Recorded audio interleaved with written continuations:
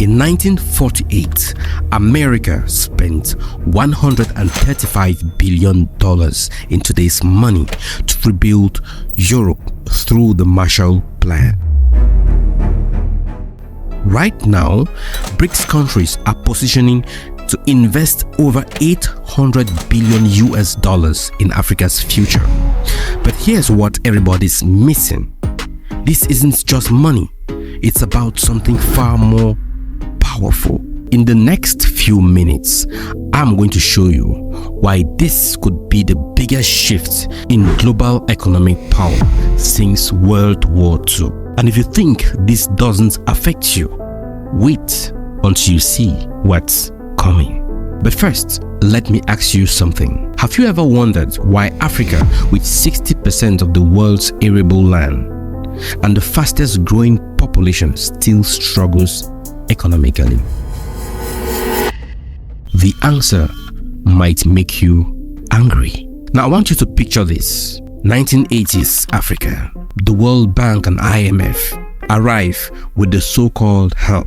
Their structural adjustment programs forced Africa to float their currencies, remove essential subsidies, privatize state companies, and open markets to unfair competition. Now pause for a second and imagine what we have just said. What will happen to your country tomorrow if someone forced it to remove all protective economic policies overnight?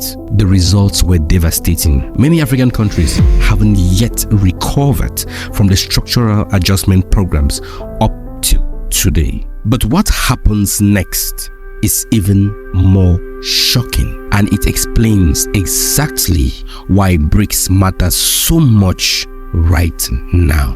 Now think about this. When was the last time you heard a Western institution funding a project that connects multiple African countries? I'll wait. I will wait. Write in the comment section below. We've all heard about the Lobito project, which is actually an answer to China's Belt and Road project. But this is the West reacting to what China has done because they are competing with China for resources. Now look at what BRICS is doing. They are funding the Tanzania Standard Gauge Railway project, about $1.6 billion to connect not just one country, but Kenya, Rwanda, DR Congo, and Ethiopia. But here is the real game changer. In the next minutes, I will show you why this multi-country approach could completely transform Africa's economic future. But first, let's talk about what everyone is getting wrong about the BRICS. People think this is just about replacing the dollar. But that's like saying social media is replacing phone calls. The reality is far more interesting. BRICS isn't just creating alternatives to SWIFT and the World Bank. They are rewriting the entire rule book of global economic development. And African countries are about to play a major part in this transformation. It should be noted that as of now, African countries make up 25% of BRICS. Now, here is where things get really interesting. BRICS isn't just offering Africa loans. They are offering something far more valuable, a seat at the table. Africa's consumer market will hit 2.4 billion people by 2050. The number of millionaires is projected to grow by 47% in the next decade. But here's the twist that nobody's talking about. BRICS members aren't just seeing Africa as a market. They are viewing it as a future manufacturing powerhouse. And this changes everything. So ask yourself, what happens when African nations can finally trade using their local currency? What happens when they can build factories without crushing loan conditions? But let's be real for a minute.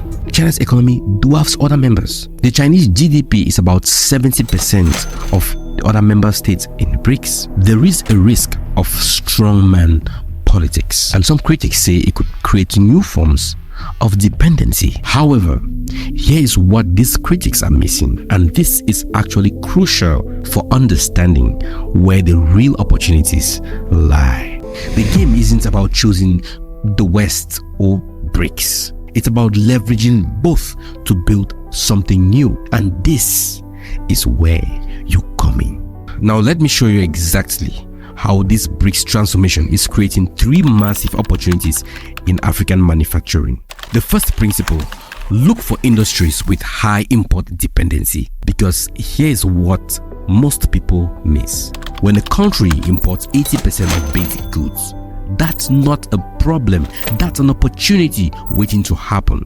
Now take Dangote's oil refinery in Nigeria, which is actually the largest single train refinery in the world. But the importers of refined fuel in Nigeria welcome it? The answer, you know it, is no. Importers fought him every step of the way. Why? Because disruptions threatens established patterns. We just set disruptions.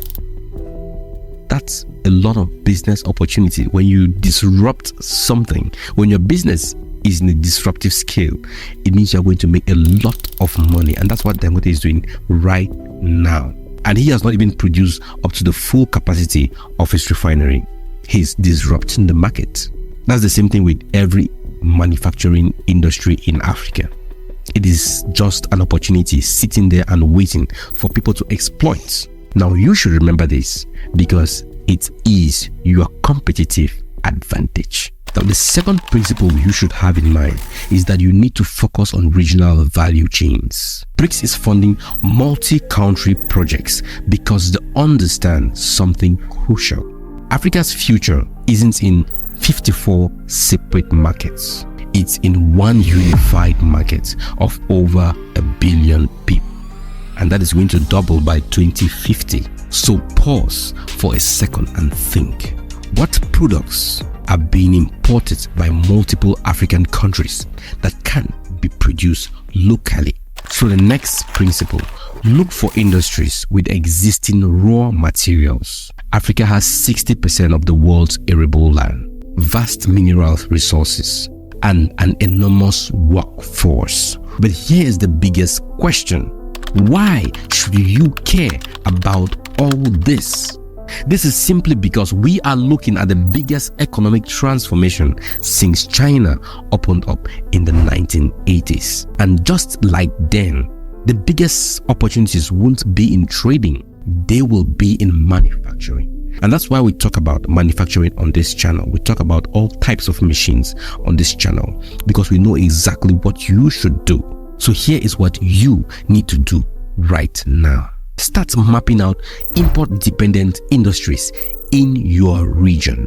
Secondly, look for industries that multiple African countries are importing. Next, research what raw materials are locally available. And most importantly, don't wait for comfortable conditions. Dangote never waited for comfortable conditions. When he started, we all know what happened. I made a video on this channel about the incident between Dangote and importers in Nigeria.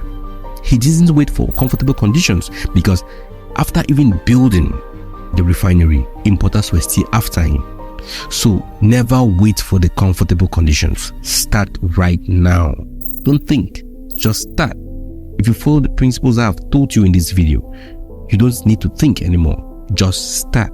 Now remember this: Africa's transformation won't come from membership in BRICS, the IMF, or any other institution. It will come from people like you who see these changes coming and take action. So the question isn't whether Africa will industrialize. The question is, will you be part of it? Because in 10 years, people will either tell stories about how they saw this coming and took action, or how they missed one of the biggest economic opportunities of the 21st century. If you found this video valuable, hit the share button and share with 3 people you know that they need to hear about this. And tell me in the comment section, what industry do you think has the biggest manufacturing potential in Africa right now? My name is Actionable. If you haven't liked this video, I don't know what you're waiting for. Hit the like button and subscribe if you haven't. I'll see you in my next video. Bye.